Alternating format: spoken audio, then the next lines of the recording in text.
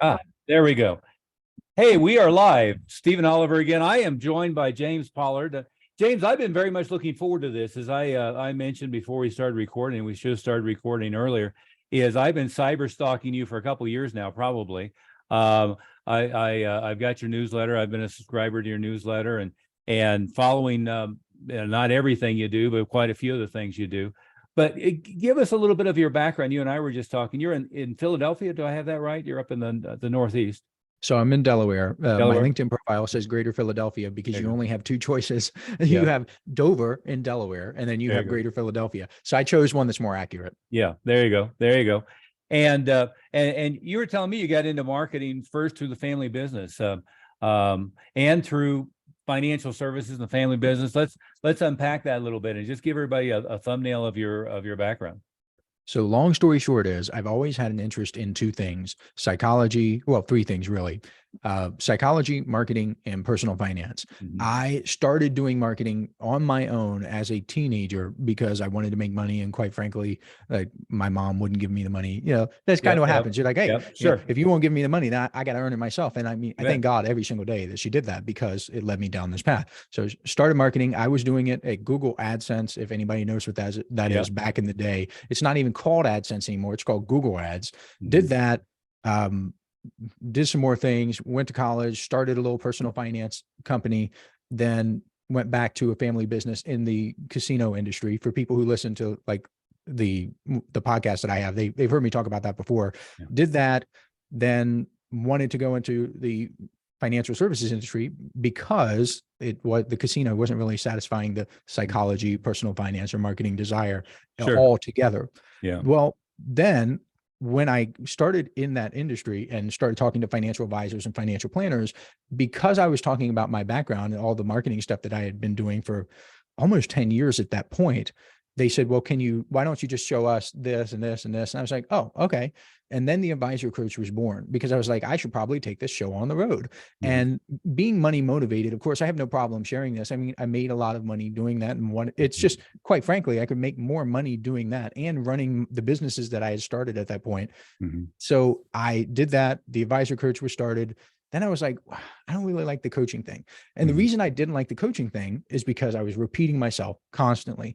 Right. So, and I just don't like that, where Yeah. every week I'm having a call. I'm like, did you do the LinkedIn thing I said? Mhm. Did you do the call thing I said? Did you do I wasn't down with that. Mhm. So the advisor coach that you see today is more or less a media company. Right. So there's the podcast, there's the newsletter, there are the blogs, there's a ton of ads, there's a ton of email, Yeah. and some more behind the scenes stuff. But that is the very short, very condensed version. Yeah, yeah. Well, it's exciting. We were talking about kind of both our mutual evolution in marketing and background. One of our mutual loves, and I don't mean romantically, but as far as marketing development, is Gary Halbert, and I think we've both consumed everything we could get our hands on with Gary Halbert. I always enjoyed the Boron letters, the letters to his son, and I follow his son now as well. But I mean, he's not his father. But it was a really interesting series. For those who don't know, the Bourne letters were Gary Halbert at one time was thrown in jail, as typical. Lawmakers don't like marketers sometimes. And it was a series of letters he wrote to his son while incarcerated for various, made up infractions, in my view. But tell us a little bit about some of the other background you had. You got started with Google AdSense, and for those who don't know what that was, is creating sites and buying ads. There's all kinds of iterations of that. There was buying affiliate traffic and pointed at affiliate programs. There was creating web traffic on your own and then getting paid by Google for the ads, etc. But how did that evolve into really getting the depth of marketing knowledge that you have now? Because I see you doing a great job on LinkedIn. You do a great job with copy. You do a great job with various products you put together. And as I said off camera, I'm always very impressed with the copy you put out. Yours is one of the few emails that I read when it comes through. Oh, In thank you. fact, the one you put out today, I was. You see, it's easy to swagger around in the sunshine. I'll truncate it a little bit, but there's more wisdom in one of my whoopsies than a dozen of my proudest victories. Indeed, these gut-wrenching, soul-crushing, and ego-battering mistakes are where the real treasures are hidden. I love that. That's so well crafted. Out of curiosity, how long did you spend crafting that email?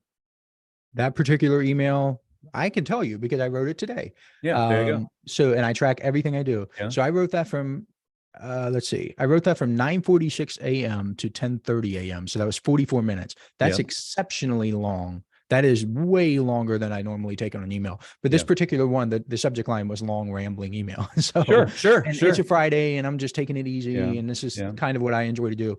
But to get to that point of copywriting, I don't think people truly understand.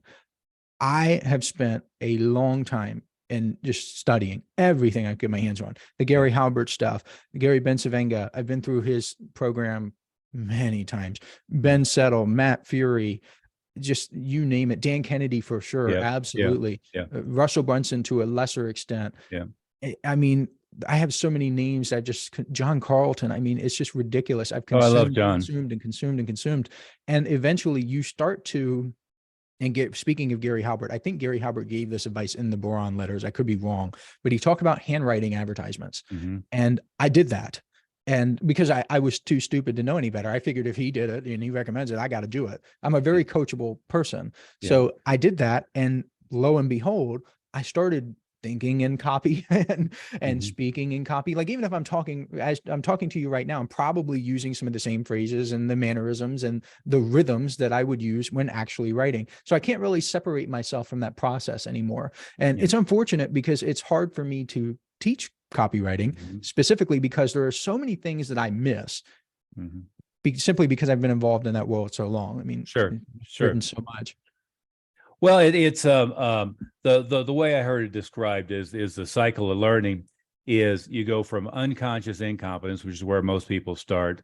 You know, you're learning to drive, you don't even know what you don't know. Then you go to conscious competence where you can, or I'm sorry, conscious incompetence. So you know you don't know it, but you still aren't, don't know how to do it. Then you move to conscious competence, and then you move to unconscious competence.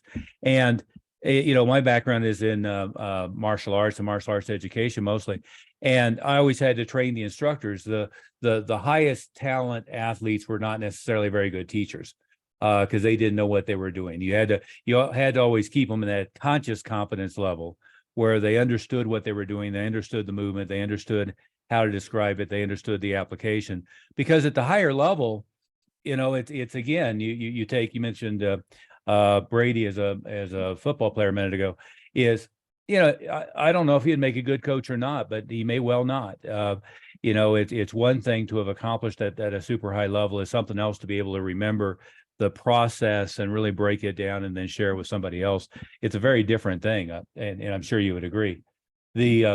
But you have enough knowledge and background, and I'm sure you're very good at breaking it down for people. What happens is you go into auto mode when you do your own stuff. And yes. And again, this came out really well. I was very impressed. I was kind of happy you sent it out this morning because I knew we were talking. And I went, wow, this is a great example. It's so well written. I can't wait to see what's it's promoting the newsletter. I can't wait to see what's in that newsletter next month. Because all of the crisis and heartbreak and the missteps and all of the other things.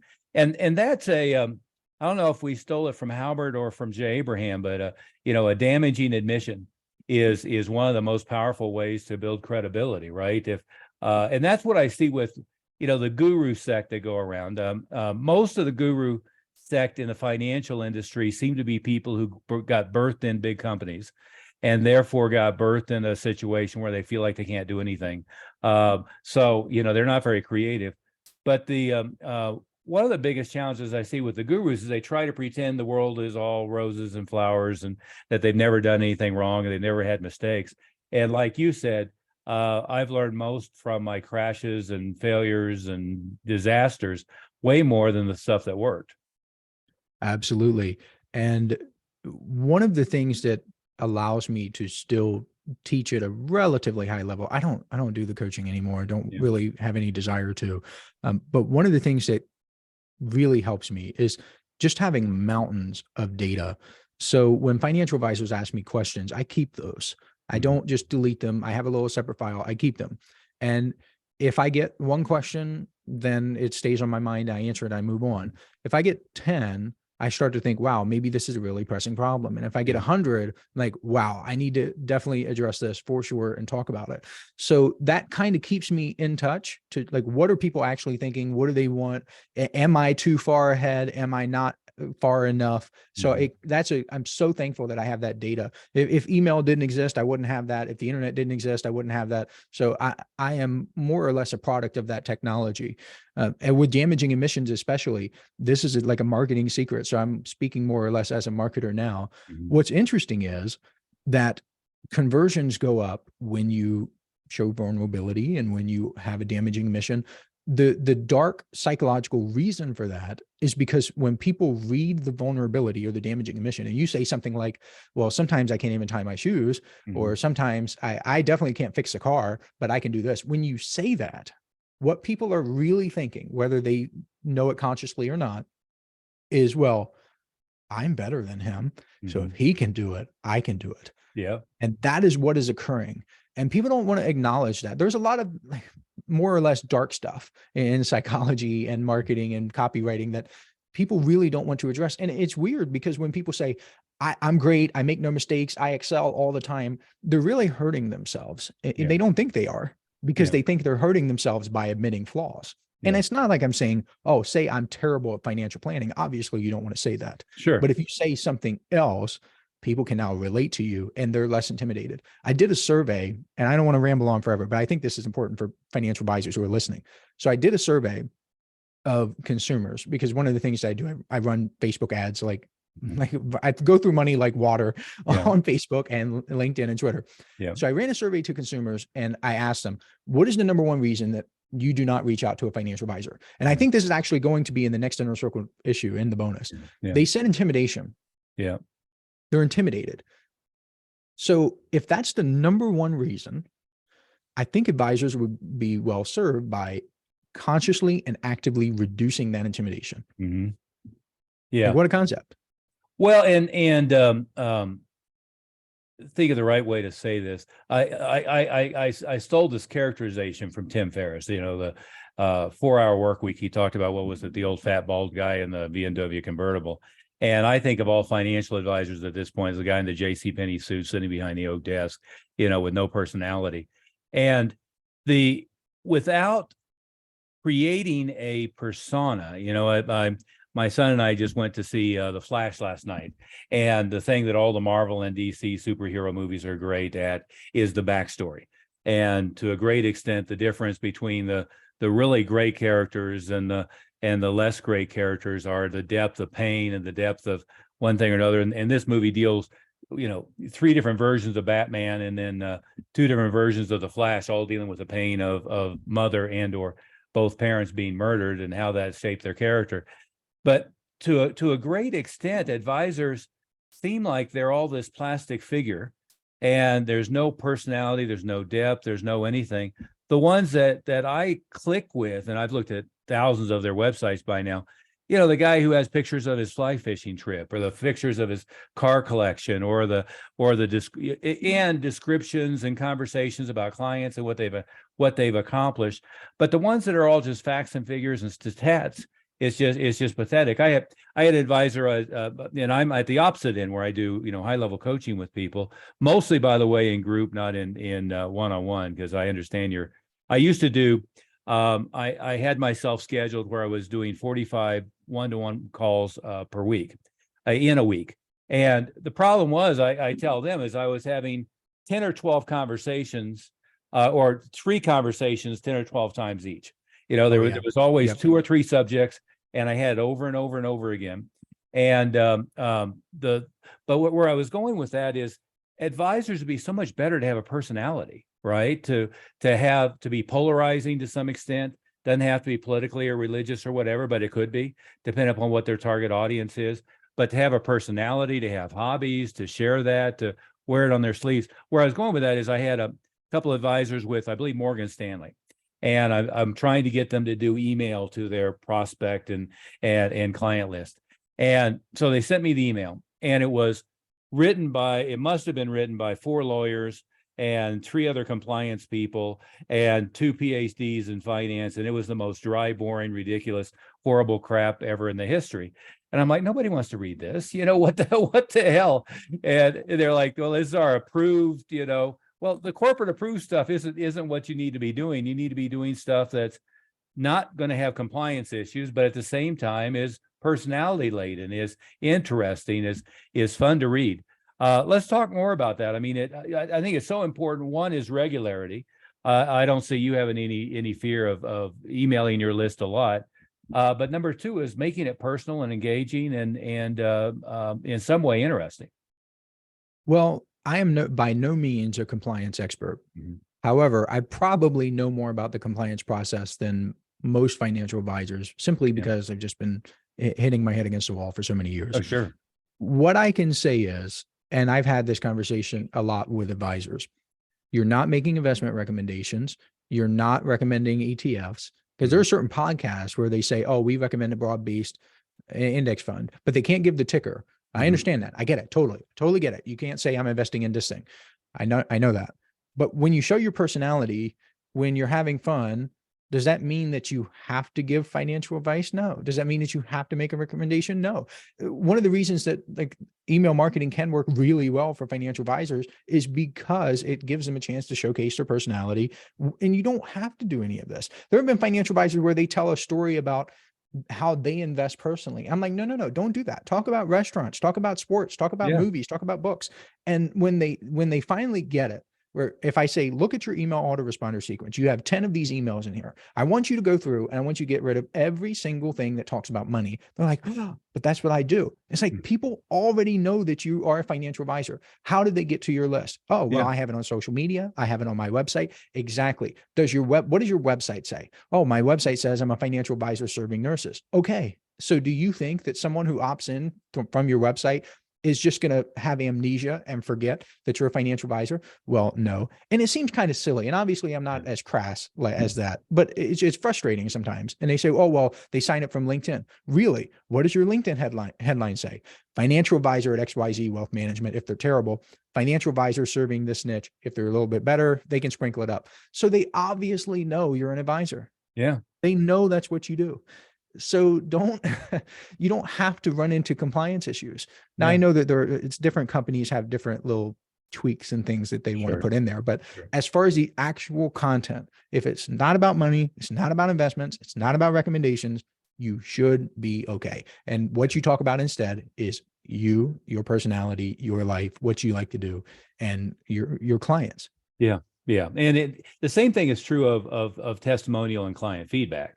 I mean, you can feature a client, talk about the relationship you built, have them say nice things about you without making earnings claims, without, giving returns, without getting into all of that kind of stuff.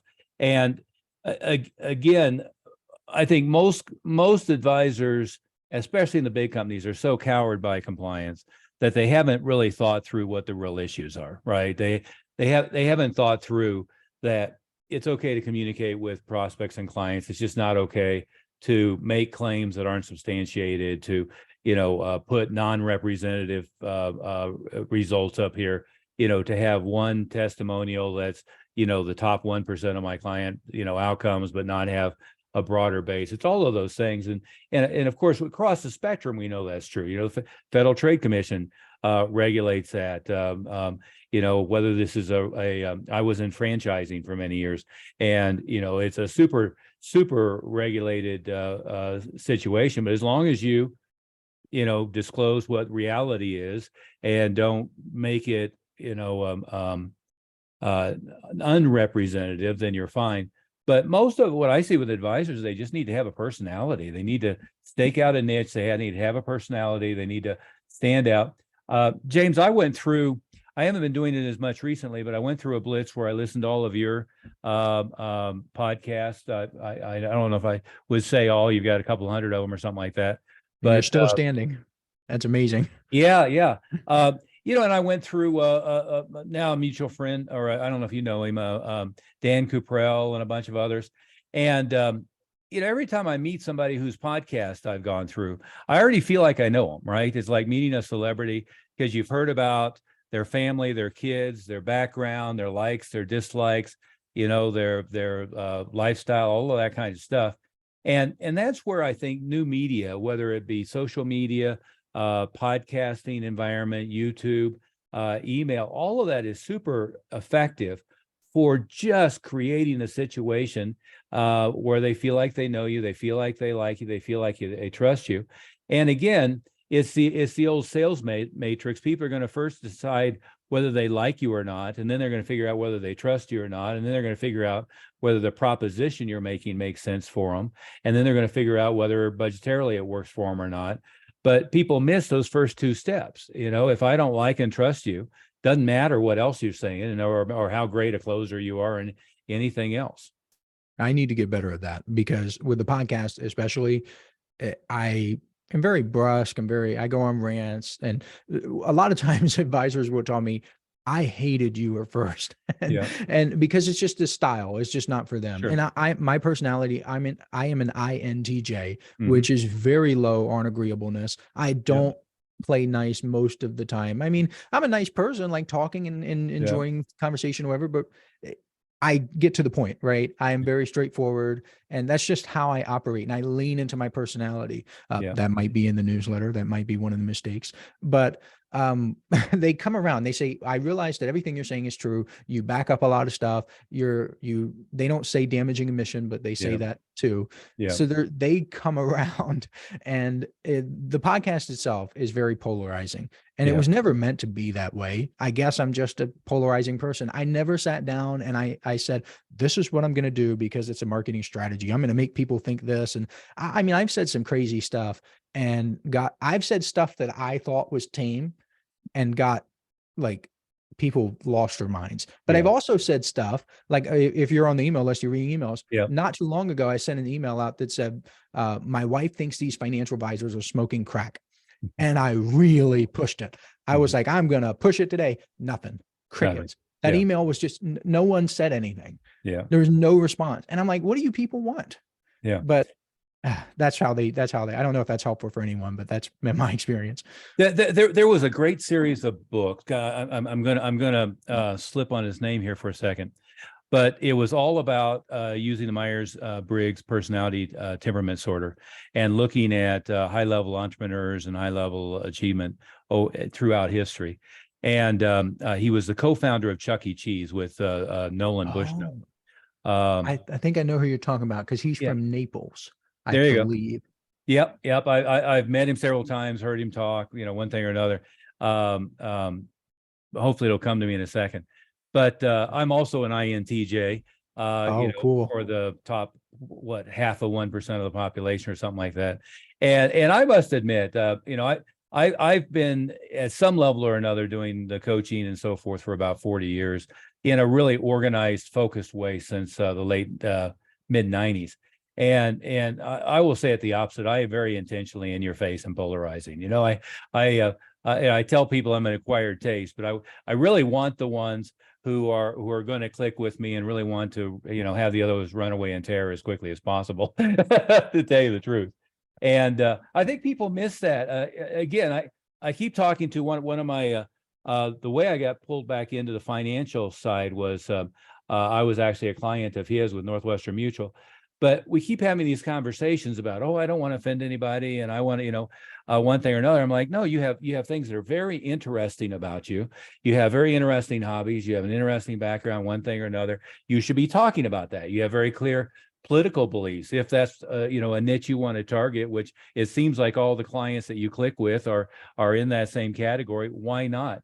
I have a couple that are very specifically, targeting people who are in the top third on the right wing side. But okay, fine. Be on all those podcasts, be on all those newsletters, wear it on your sleeve. There's plenty of them out there to be gotten. Why not? It is interesting. In fact, you held up my book, which I appreciate a minute ago. I don't think I even have my book here. Yeah, I have it here for you. There you go.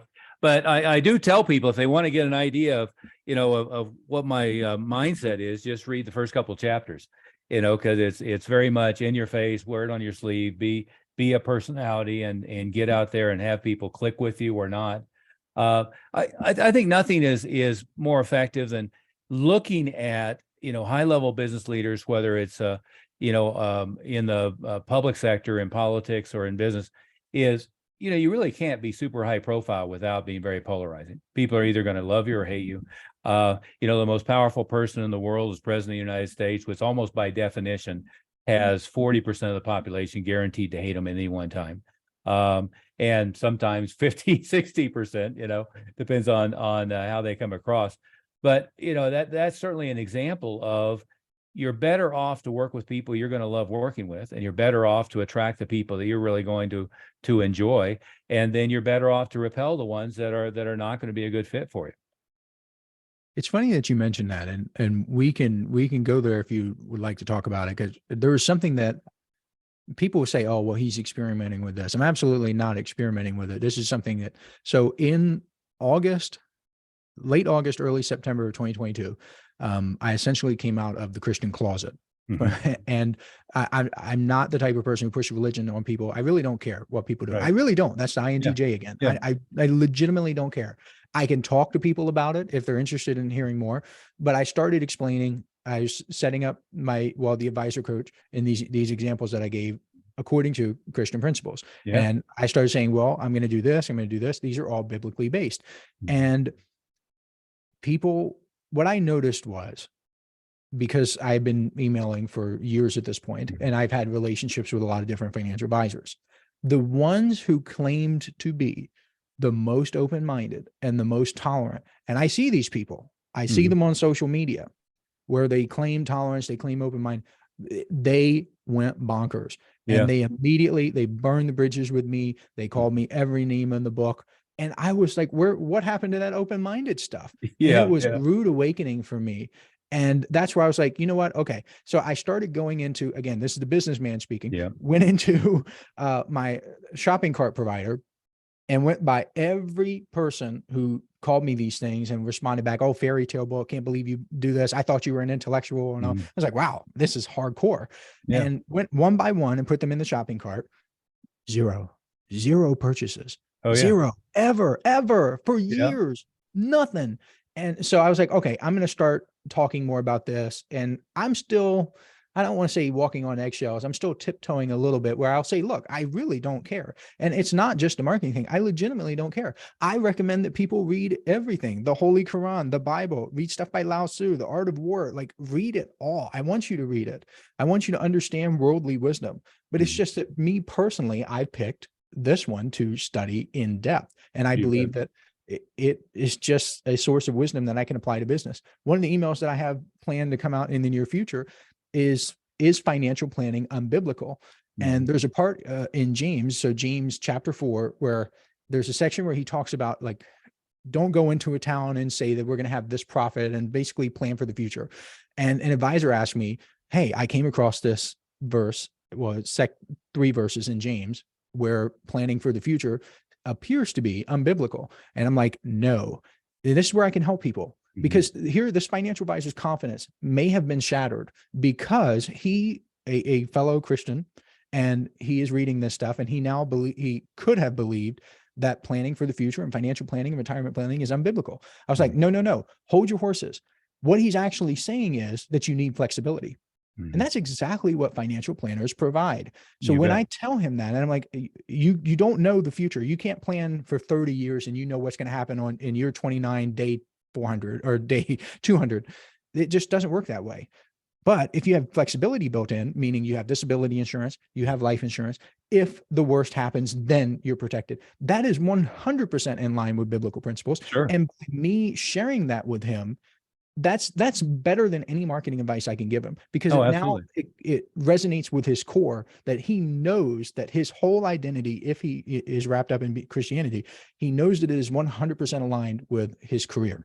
And that's going to propel him more than any button color or subject line. Oh, absolutely. And bring it back to the business lesson of going through and looking at the people who are responding negatively and seeing whether they were actually spending money with you or not.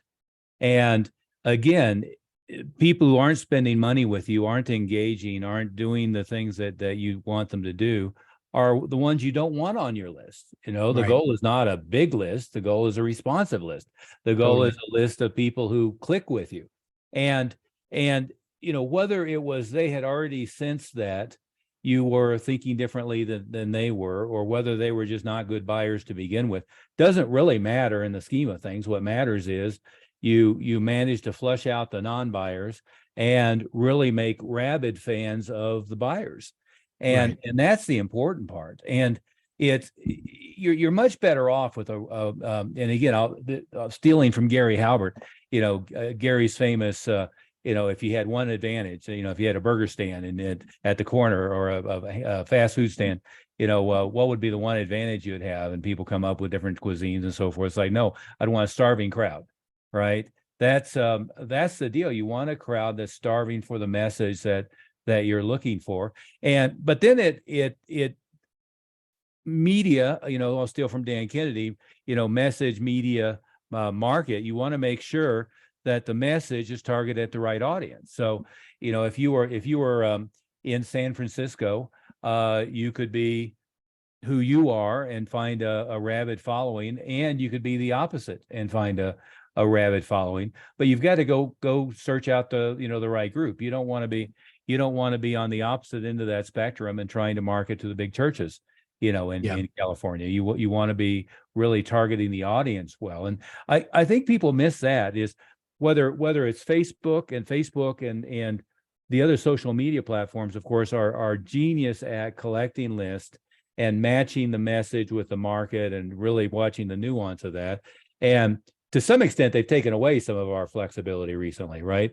One of the things that I wanted to do was target Spanish-speaking, dual language, Hispanic households. And all of a sudden, they put that in the same category as redlining and so forth. And really what I wanted to do is have bilingual or Spanish-only ads going to people with pictures that looked appropriate for the market, everything else looking appropriate for the market. But it's so important to pick the media and pick the people you're targeting when you have that opportunity, based upon getting not just traffic, not just opt-ins, not just people raising their hand, but the right ones, the ones you want to deal with. I've always felt most people, what they do early on is they have the fog the mirror syndrome, right? Is, anyone who can fog a mirror and then, the check will clear, they can give it to me. But later on, oftentimes they figure out they've built a business full of people that they don't like particularly, filled with people that are difficult to deal with. Oftentimes the ones that are making them the most money are the ones that are easiest to deal with, and the ones that are making them the least money or losing them the money is the one that's creating 80% of their headaches.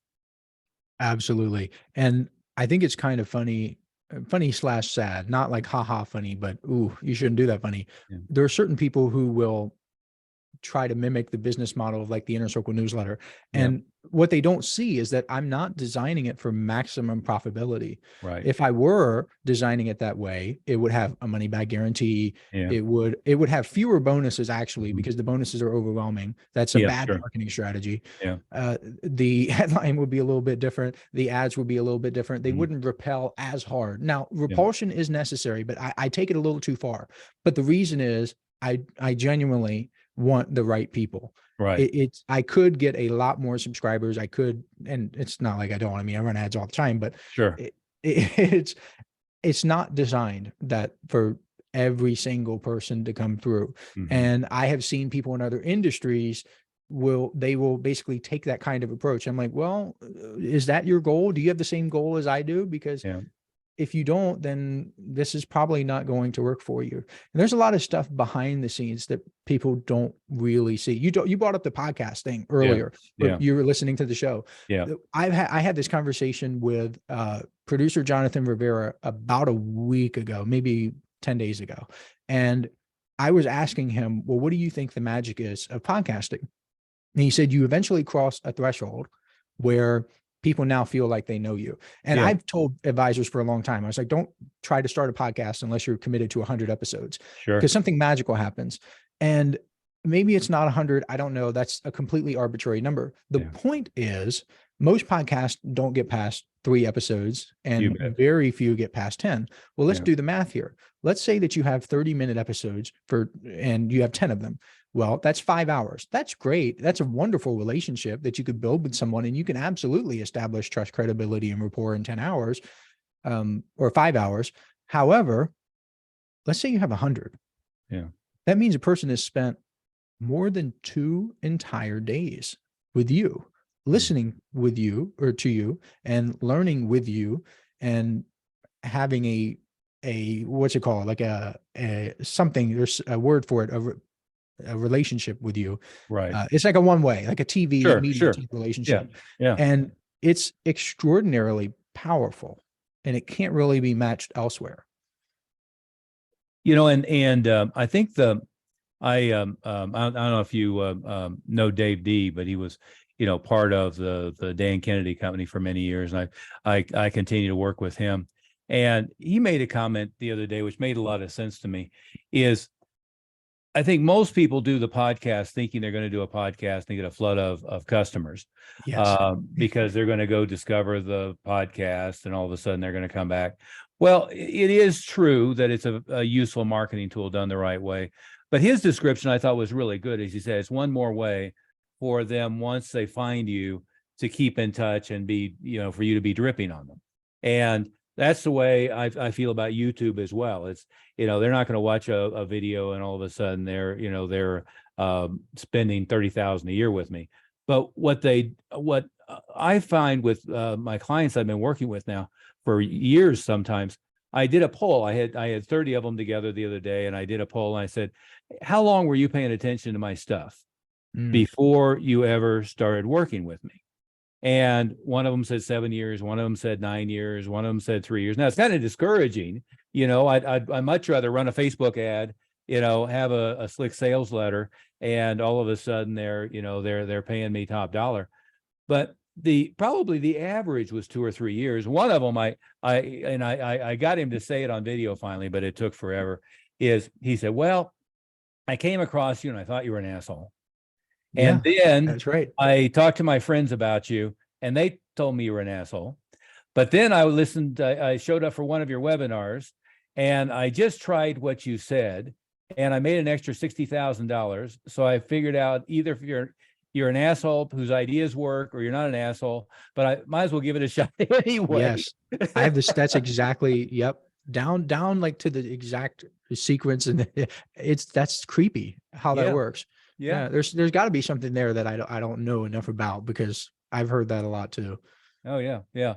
But it is interesting how much you have to drip on somebody, especially in the digital age, right? I was doing long form and short form TV, probably going back 30, 35 years, when I was running the martial arts schools. And, I believe perhaps it has changed quite a bit just because there's so much noise. We used to say they had to see the TV spot 7 times. I'm guessing it's more like 30 times if you extrapolated those numbers. The long form ads, Dan Kennedy's done a lot of the Gunther Ranker stuff. And he says on average, I think they watch some portion of the infomercial 7 times before they ever respond. But in today's day and age, how many times do they see the Facebook ad, they see the LinkedIn thing, they see the everything else. How many emails do they have to get? How many podcasts do they have to listen to before they take action? People are much more hesitant to pick up the phone or put a credit card, on a website now than they were 10 years ago or 20 years ago. So I think you just have to keep bombarding them, but bombarding them with useful and interesting stuff. I'm sure you would agree with that.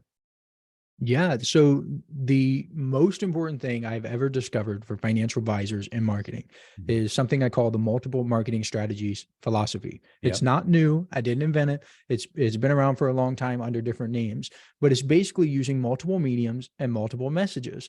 The reason that works really well is because, how much time you got? Well, I'll give you a quick summary. The very first reason why it works well is because it immediately distinguishes you from everyone else who only uses one medium and or one message. If somebody sends a LinkedIn message to you and says, puts a wall of text there, which is what people are doing now, then they send another one and another one and another one. Well, that's kind of annoying. But if they see you on LinkedIn and they get a message from you, and then they decide to go to your website and they leave your website up on the tab because they just closed the laptop. When they come back later that night, they see that you have an email list, they click on that, or maybe they see that you have a podcast. Well, your messaging, not the message, but your messaging has gotten in front of them 4 times, if you're counting, and it doesn't feel the same. It's not as annoying. So there's something in psychology called the propinquity effect, which basically means that people build deeper relationships with the people that they see frequently. It's very similar to the mere exposure effect. There have been studies done where people who live in apartment buildings have formed tighter bonds with people if they live near the stairs or if they live near the mailboxes, simply because they're seeing these people frequently. Right. That works in financial advisor marketing. And we know that works because people who follow up will, generally speaking, get more clients than those who don't. That's not earth shattering. We know this, right? People who follow up on LinkedIn are going to get more clients than the people who do not follow up on LinkedIn. Substitute whatever marketing strategy you want. But when you throw in other stuff, the conversions go way up. And that is that's the most important thing I can tell advisors. And I've seen it so many times, and I eat my own cooking because that's why I have so much stuff. I don't necessarily enjoy doing podcasting all the time. And I like email. I enjoy it now because I'm good at it now. And I don't really necessarily enjoy creating ads and spending all this money on ads, but the reason I do it is because it works. And the reason I tell advisors to do similar things is because it works. Yeah. I wish it wasn't this way. I wish it was easier. Oh yeah. But it's not. Yeah. God, I learned that, God, back in the early 80s, I'm sure. But part of the reason I have that Neiman on the wall back there is I stole the terminology from Jay Abraham of what I was already doing back then, but he calls it the Parthenon. Most people have one way of communicating. They have one mechanism of getting new clients. And I've always told everybody I've worked with, you want to have 20 things going on every month. And whether you extrapolate that to the ways you're communicating with your current clients, the way you're communicating with prospects, or the way you're getting new leads and prospects in the door, if you don't have a bunch of things going on, I tell people in my businesses in Denver years ago, you'd ask people, well, how'd you find out about it? They say, well, how didn't I find out about you? Everywhere I look, I see you. That's really what you want. And that brings us back, advisors, even their language to me is out of sync with the way I looked at the world before I started working with them more intensely. Is everything's a referral, right? And the referral thing is, if you're not in front of your client as close to 365 days a year as possible, if you're not sitting on their desk, if you're not in their inbox, if you're not in their mailbox, if they're not following a podcast or something like that, if you're not top of mind, they're having tons of conversations with friends who need your services that they're not going to be thinking about you. I going back to, the guy I was using to begin with, many conversations came up where, unless it was exactly why I sought him out to begin with, never would have dawned on me that they should be talking to him. And if it wasn't, top of mind in some way, and I know we were, going out and having a steak for lunch once a year. Well, that left, 300 days a year or 350 days a year that I wasn't thinking about him at all.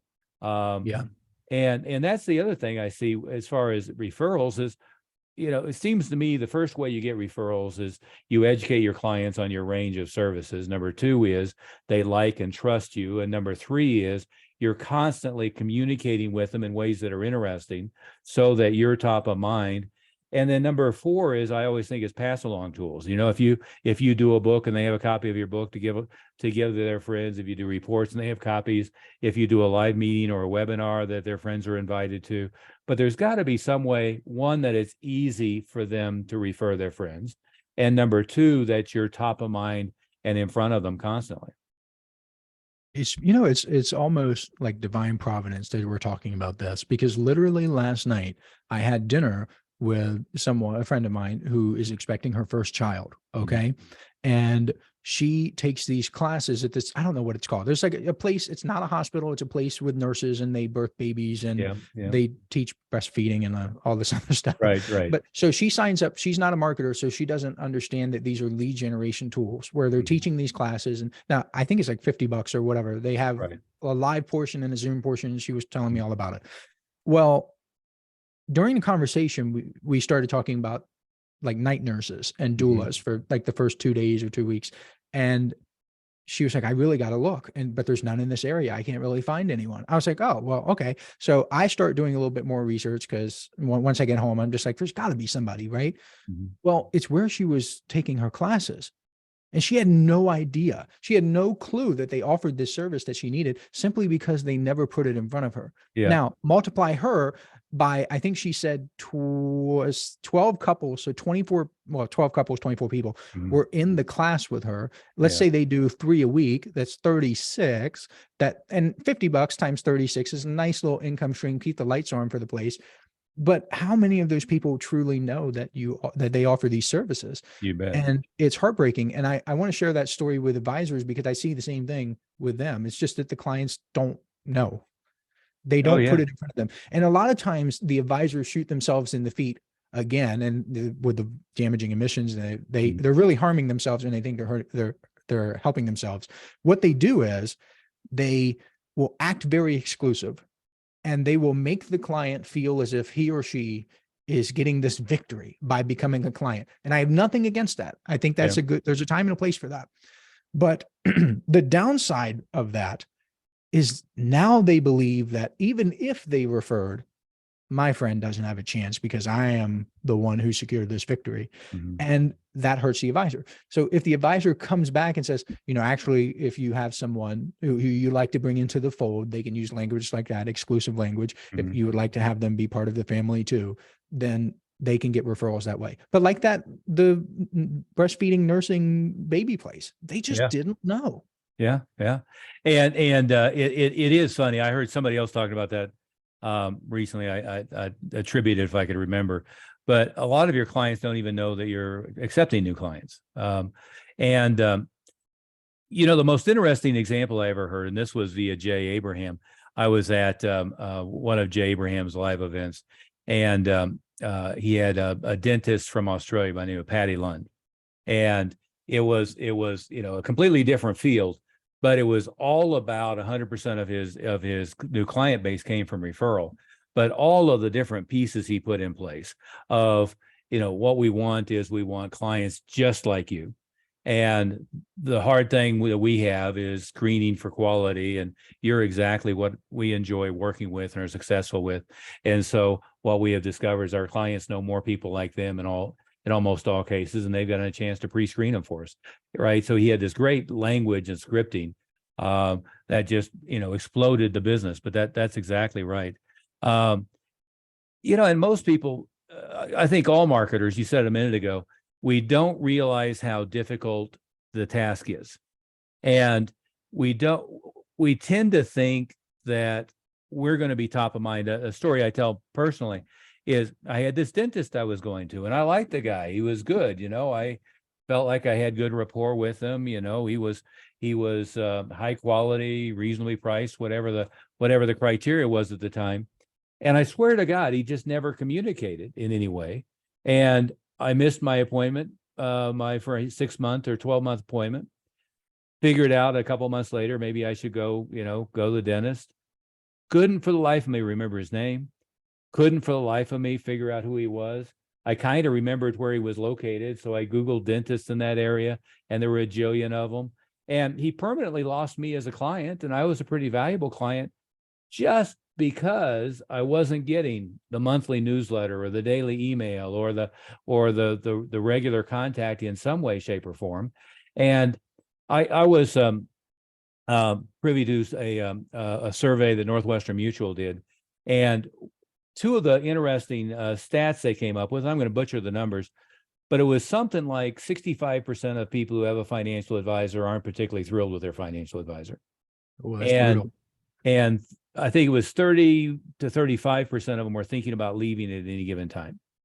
And what happens is the industry tends not to have a very high turnover rate. I mean, I come from other industries that have a really high turnover rate, but they tend not to have a very high turnover rate. And by keeping their client year over year, they think their client's happy with them. And in reality, their client's not thinking about them at all, and the pain of disconnect is too much, or they're intimidated, as you said, to start the process over again. But you're certainly not going to get expanded business, the kids, the parents, the relatives, the expanded market, and you're certainly not going to get from referrals from somebody who thinks that you're mediocre, right? If anything, the conversation is going to be, well, I use this guy and he can do this, but I mean, there's a lot of other people who can do that. They're going to get some conversation that sounds like that if they're not thrilled. Yeah. It's so important for advisors to just, I mean, be good at what you're doing. Yeah. Never stop improving, never stop getting better at your craft. Yeah. But you have to pair that with good marketing as well. You bet. And I mean, if everybody knew that, I wouldn't have a job. So Yeah. I'm kind of glad that they don't, but also kind of wish they would. Yeah. Yeah. Well, and they forget that in essence, they have to be marketing to their current clients all the time. Right. They have to be strengthening the relationship. And I see a lot of times they think the strengthening the relationship is frequency of telephone meetings or frequency of face-to-face meetings. Well, really it means you're in front of them regularly. There's things that are interesting regularly. There's communications regularly.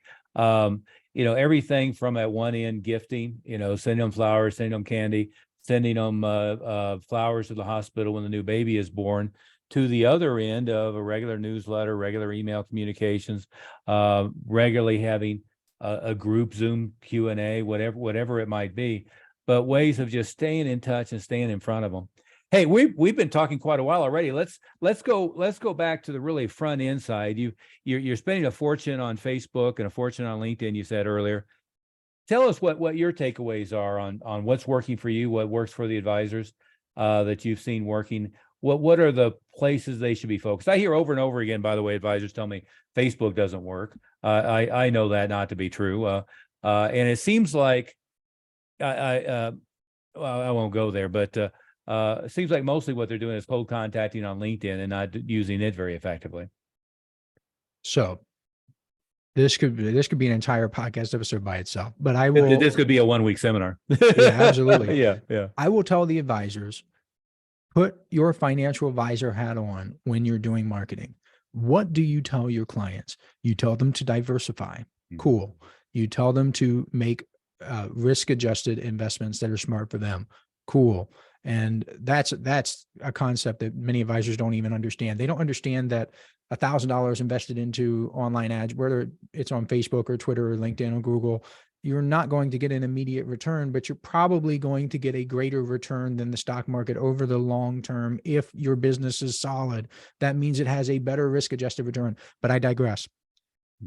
Think in terms of building assets, meaning you're buying securities in companies that they're real companies, Apple, Google, Meta, Tesla, even Johnson & Johnson. You're buying real companies that exist. This is not just fake stuff. This is real. So your marketing assets should be real as well. And I think in terms of that, I don't want to live a life where I'm constantly on the hamster wheel, constantly prospecting. I just personally have never wanted to do that. Haven't done that. Don't have a future in that. So I like building assets, and those assets are online ads. If I, and I also live by the 80-20 rule. So if I have 100 advertisements, 20 of them are going to generate 80% of the results. Sure. The only thing that is stopping me from figuring out which ads those are is just doing them. So if I do them and find them, I now have ads that I can put in my vault and pull out at any time. Same thing with the direct mail piece. If I have a direct mail piece over here on my desk, if I write it once, I can use it again and again and again if it's a winner. If I have an email autoresponder sequence, it works again and again and again and again, no matter what I am doing. And same thing with web traffic, same thing with podcasting to a lesser extent, because you still have to actively record the episodes weekly or biweekly or whatever you do. But that is how I think. I think like a financial advisor. I tell financial advisors to continue thinking like an advisor, because I feel as if as soon as they get out of a meeting with a client, they take that financial advisor hat off, stop thinking in terms of investments and assets and real estate and stocks and risk-adjusted returns. They stop and they begin, not all of them, but most of them just look at other people. They start looking around. What is Joe doing? What is Bill doing? And the secret here is the same thing that they try to tell their clients. Don't keep up with the Joneses. They're broke. They have no money. They don't know what they're doing. And if financial advisors realized that they realized that and kept that financial advisor hat on, and they looked around, Bill doesn't have any money. Steve, Joe, Hannah, Sarah, they're broke. They really are. And trust me, I've had the behind the scenes conversations. It's heartbreaking. Some of the stuff I've heard from advisors who put a successful front on Sure. social media and on the Oh, websites, yeah. it's insane. You It's bet. insane. If financial advisors had any idea, so the advisor coach has products. We don't have services anymore. The last service we had was in February. We had the newsletter, right? So thousands and thousands and thousands of financial advisors come through this business every single month. Okay. If financial advisors had any idea how many credit cards got declined, Oh, it sure. would terrify them. You bet. They would jump out of their skin. And I see the code. So Stripe gives you a code, and it could either be declined due to potential fraud or like suspicious behavior, or it could be because it's maxed out. And it's Yeah. not necessarily because there's a problem or something. Like, I know credit card companies have problems and banks have problems. No. It's maxed out. So if financial advisors are looking around, trying to see what other people are doing, be very, very, very careful. Keep your financial advisor hat on. Yeah. Yeah. That was, I think it's Earl Nightingale's quote. If you look around at what everybody else is doing and do the opposite. Oh, so true. So Yeah. true. Yeah. The exercise, I went through this with my clients just a few weeks ago. We had a live meeting, and if you take the exercise of what's a client is worth, and then you back it out to what your closing ratio is from a meeting. So now you know what a meeting is worth, and then you back it up to the appointments you made, and now you know based upon that percentage what a appointment is worth. Then you back it up to what a lead is worth, and then you could back it up perhaps in between here what a qualified lead is worth, because I always differentiate between a lead who's a 12-year-old in Pakistan and a lead that's truly qualified, right? But a qualified lead is, you'll be shocked at how valuable a good qualified lead is. And you mentioned the financial advisor hat on. Well, we both know advisors in this market would be jumping up and down and thinking they're a genius if they're getting their client a 10% return or an 8% return year over year. But the marketing return, if you do it right, is 300%, 500%. I was having clients where the sale was worth $5,000 and it was costing them $200, and they were thinking that was expensive. It's like, no. You need to push the budget up, push the budget up, keep generating that. And, I always think in terms of what you do and what I do, we can get people a 10-to-1 return on investment. Easily. 20-to-1 return on so investment. Easy. Sometimes in even 30-to-1. Yeah. And again, I mean, if I, like you said, if I was able to put money into the market, and I can put $1,000 into the market today, and by 90 days from now get back 3,000, well, I'd be scrambling everywhere I look to do that. And on the flip side, they think that putting their money into tested, targeted Facebook advertising, or tested, targeted LinkedIn advertising, or tested, targeted in other media, they think that they're wasting money. They just don't understand the returns. Now, there is a downside to that. And I talked about this in one of the prior Inner Circle newsletters, that there's a law of diminishing returns. I understand that. I get it. Like, I understand that I can't wake up tomorrow and immediately sink $1 million into a Facebook campaign targeting an audience of 20,000 people. I understand that. However, financial advisors, how much money do you really need to live a nice lifestyle? Because if you have a $10,000 campaign that generates a 20% return per year, that's an extra $2,000. You divide that by 12, and now you have your cell phone bill covered. You have your cable bill covered. It's not that hard to set up a lifestyle business in the first few years. I understand. What you want to do is you want to take the money from your marketing. This is just my recommendation. I could be totally wrong on this. I don't think I am, but you want to take that money and then put that in long-term assets. That's stuff that I could take $1 million and sink it into Vanguard. They don't even feel it. I can put it into Fidelity.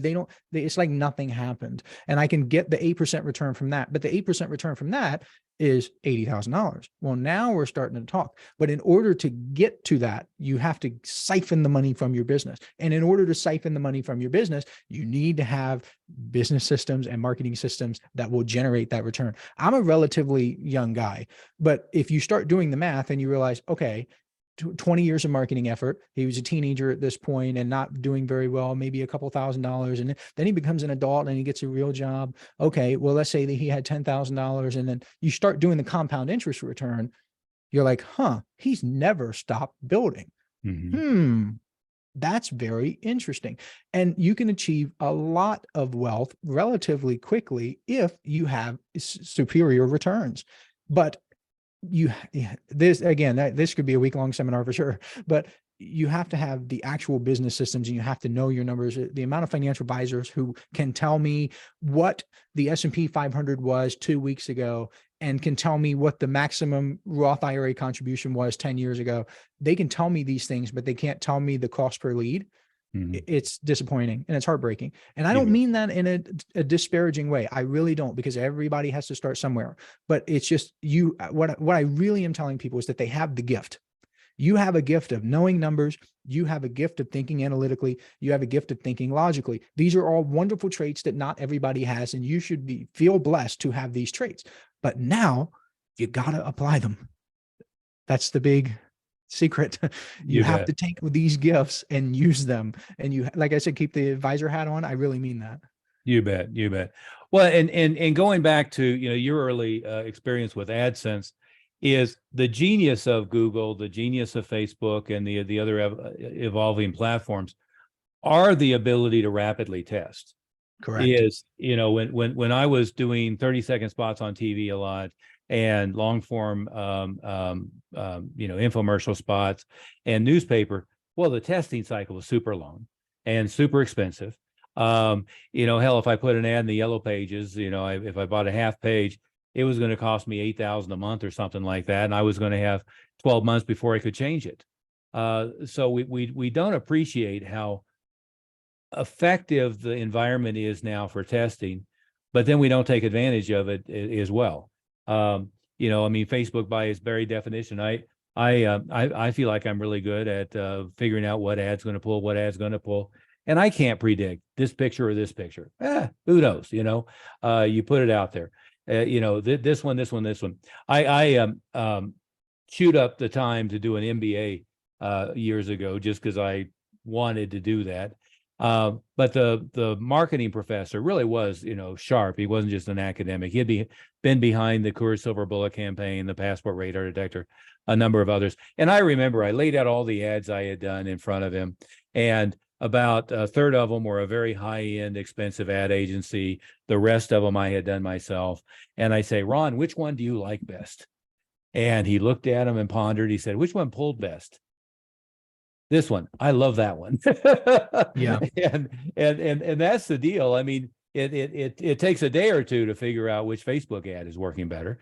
And it doesn't take much to figure out what your click-through rate is, what your opt-in rate is, what your qualified opt-in is, and then it doesn't take long to figure out what the average value is. I mean, if you do some estimation of your lifetime value of a client, you can back those numbers in quickly. We did with 12 of my clients on a white pad in about 30 minutes going through the exercise. It was eye-opening for all of them.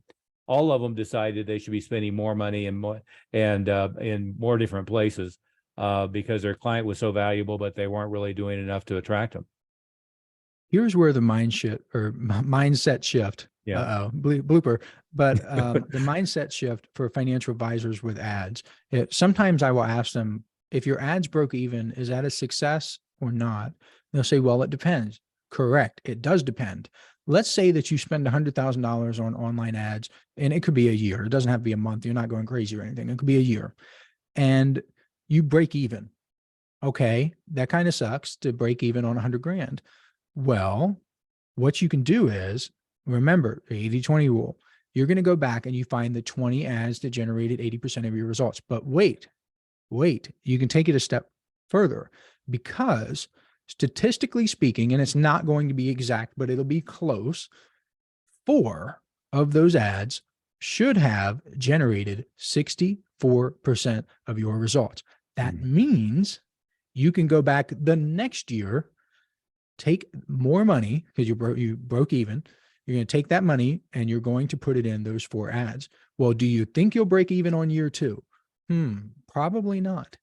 But people just don't get to the point. They don't get to the point where they see they have enough data. They don't have enough email. They don't have enough social. They don't have enough web content to get to that point. But if you can get to that point, like when I talk to producer Jonathan about all the podcast episodes, I have 240 now, right? Wow. So if I look at the top, let's just say the top 10%, Yeah. I have, what is that? 24. I don't do math in public, 24. And I can look, what do these have in common? And I can do it again and again and again. And that there's so much power in that. And I don't have to be creative. I'm not really a creative genius. I am probably better than the average person at this kind of stuff, but I'm not like in the zenith of the marketing world. I'm really not. It's just that I have the data. Yeah. And when I operate, there have been ads that I hate. I don't like these ads. I have an ad for a webinar it's a black and white picture. People have probably seen it. A black and white picture of this guy crying, and it just crushes it. And I despise it. I don't like running that ad, but it works. I don't want to be associated with like the guy who runs the ad of the guy crying. I don't want to do that, but I'm not going to argue with the results. Oh, you bet. You bet. Yeah. You don't have to like the ad if it works. And if you fall in love with it and it doesn't work, that's the other big mistake. And I want to be respectful of your time. But I guess one other question, what would you recommend a financial advisor do on LinkedIn in this day and age? I see most of them doing it poorly, if at all. Pretty much the same thing, tracking your content, see what works, what doesn't work, and do more of it. Like, wow, genius advice, right? Can't believe that James shared this. He's dropping gems, but it really is. You are sharing the stuff. And like you said, I would combine my approach and your approach because you said to show personality. That's vitally important, especially on LinkedIn. And it's not necessarily as a marketing trick or anything. It's merely to separate yourself from everyone else, because you now take the pool. Let's say that you're a financial advisor who works with everyone with a pulse. You're competing against, I don't know how many there are now, at least 300,000 people with financial advisor in their title and something or other. So a lot of people. Then you work specifically with, let's say you're terrible at niching and you choose business owners. Okay. You have that pool at maybe 10,000. Okay. That's a huge shift. But now business owners will look at you and they say, well, I've gotten a cold email from this. I've seen this website. I've looked at reviews for this advisor. So you're still competing with other advisors. But the minute you share Lord of the Rings content, as an example, and the business owner who absolutely hates Lord of the Rings is not going to say no because of it. No. But the person who loves it is going to be far more attracted to you. I talked about this in the email thing that's going to be in the July newsletter. The financial advisor that I was helping, I explained this concept to him. I told him I don't talk about books and movies in my email sporadically or spur of the moment. I do it intentionally because I know that financial advisors will perk up. Now, am I talking about books I've never read? Absolutely not. Wouldn't do that. Don't dream of doing that. But I know for a fact that they love The Psychology of Money, and I do too. Right now, they love 10X is Better Than 2X by Dan Sullivan. If I talk about that, I don't think I have, but if I did, then they would be like, oh, I read that book and I love it. If I talk about Grant Cardone, I know they're going to have a lot of negative opinions about him for one reason or another. Yeah. Some might love him, but it's not necessarily worth the risk for me. I know if I talk about The Richest Man in Babylon, they're going to respond because they love that book. If I talk about Rich Dad, Poor Dad, but here's the thing. If I had a business where I was selling medical supplies to seniors and I talk about 10X is better than 2X, it'll go right over their heads. Yeah. And even though I love that and I'm sharing that because it may be a part of my life and I may like that book, it's going to go over their heads. But when I talk about it to financial advisors and I do it intentionally, I'm purposefully and consciously building that bond. It's not fake. It is not fake in any way because I have the book and I could show people the Kindle and I share parts of my life. But I don't just, I do it intentionally is a good way to sum it up. It's not random. I was working with a client and it was pulling teeth. I kept saying, what's interesting about you? What's unique? Who do you deal with that you really click with? What's do you specialize in? And finally, he says to me, he says, well, this is kind of embarrassing. I said, what's that?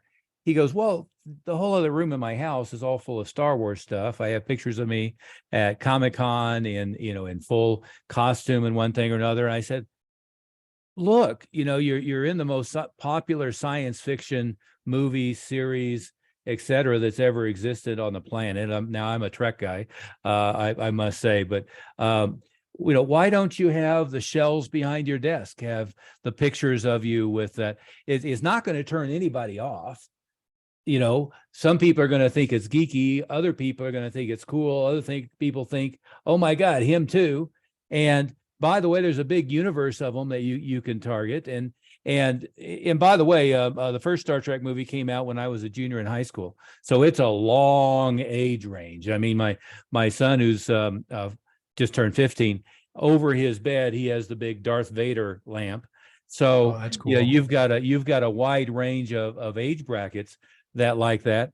And it just had never dawned on him before, don't make everything about it, but why not have that be part of your image, your backstory, what's interesting about you? People will appreciate it. Yeah. It seems like a no-brainer, especially to people like you and to me to a lesser extent, but it never occurs to them, or maybe it does and they ignore it because, again, they look at what everyone else is doing and they think, oh, well, if they're not doing it, I don't want to be the first person. The financial advisors tend to be insecure. Yeah. And I know that may not be a popular thing and they may get a lot of negative feedback, but that's only because they're insecure. And when they reach out, they're like, oh, I'm not insecure. It's like, I've just identified the most insecure person. So they don't want to try anything new. And it's not even necessarily that they're conservative, like personality wise. Yeah. It's just for whatever reason, human beings have been wired to go with the flow, to follow the crowd. And you just can't do that with marketing, because if you do what 99% of people are doing, you're going to get 99% or the average 99% results. And I know that sounds cliche. Like people have heard that a million times, but it is what it is. It's exactly right. Hey, James, before we run out of time, anything else that you'd like to share with everybody listening? Please listen to this episode and take what I'm saying seriously. If you're a financial advisor and for whatever odd reason you want to get involved in my world, I would go to theadvisorcoach.com. It's spelled advisor with an OR. So THE advisorcoach.com, and they'll have links there. Yeah. Yeah. And I mentioned before, you've got a great podcast. I've listened to a ton of it. Your newsletter is very engaging. I do my best to read every issue that comes out. And this is that was long. Month. Yeah, it was long. I actually took it to Seattle with me for my daughter's graduation. It's all about list building. And even somebody who is, I think I have a great background in marketing. You made some nice comments about the book, but I was having a conversation with somebody recently at a seminar, and they said, well, are you learning a lot of new stuff? My answer was no, but I'm learning a bunch of stuff that I already knew that I'm not doing.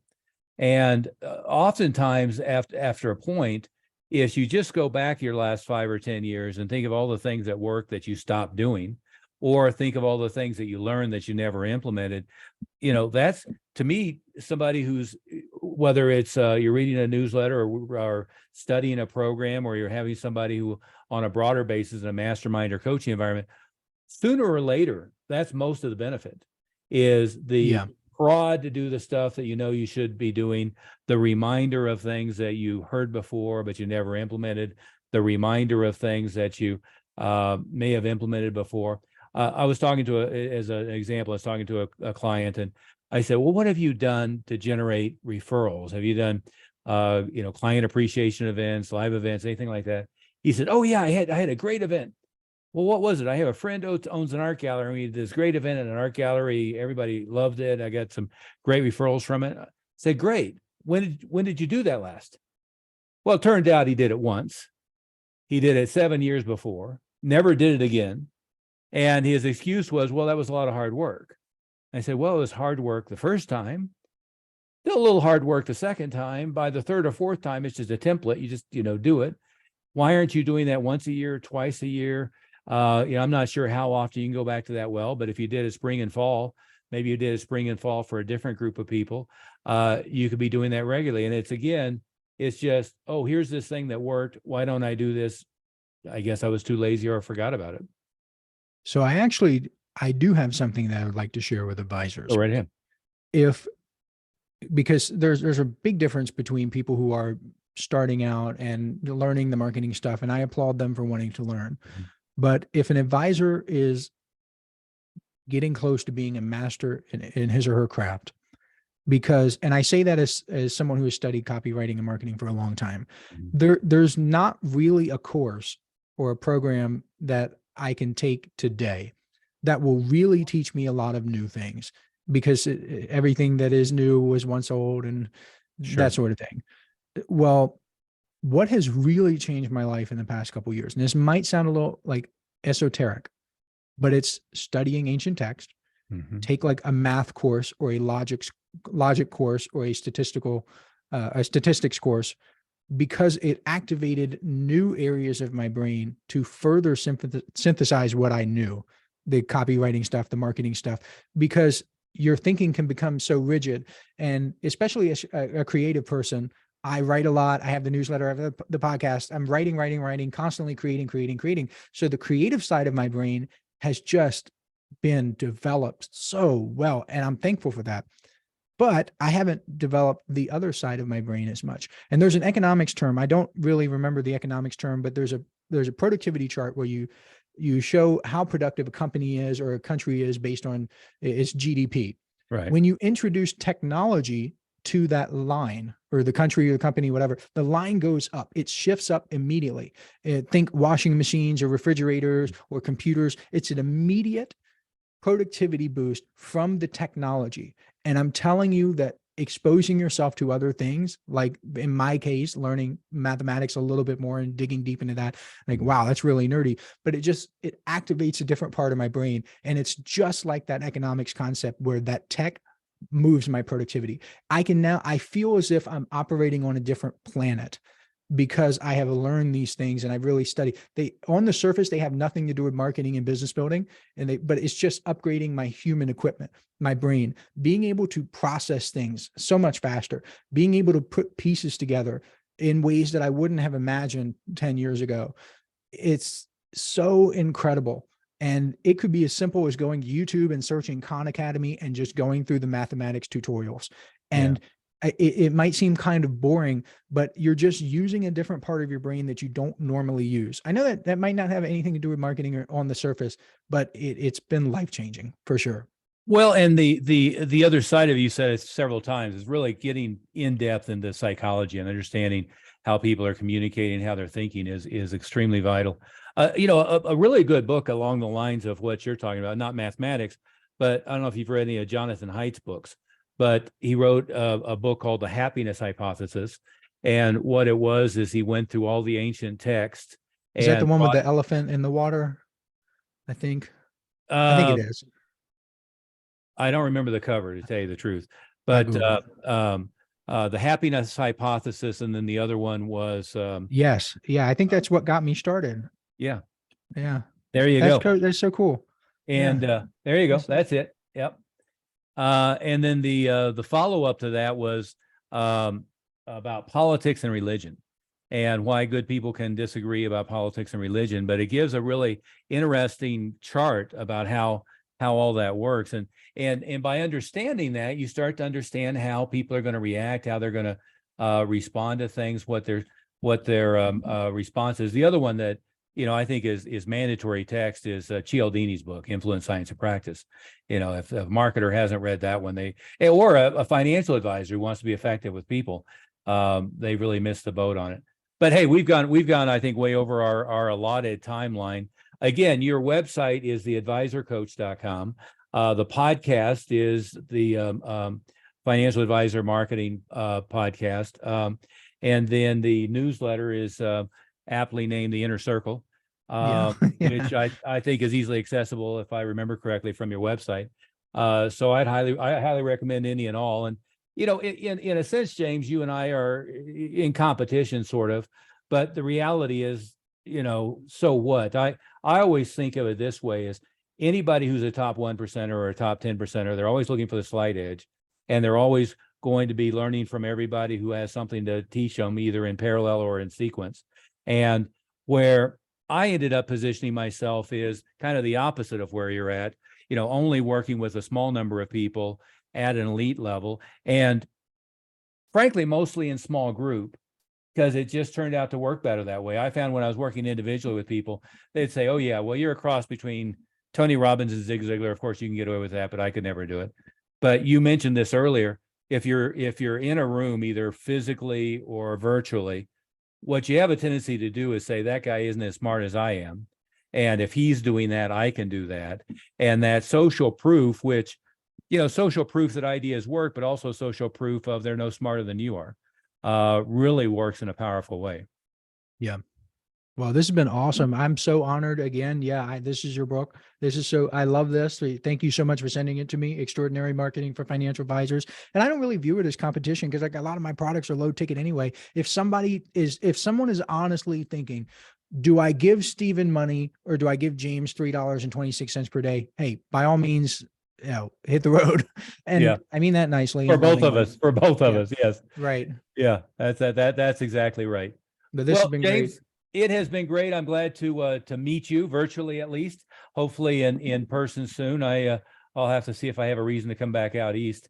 I've been going the opposite direction recently. So I'll shut off our recording and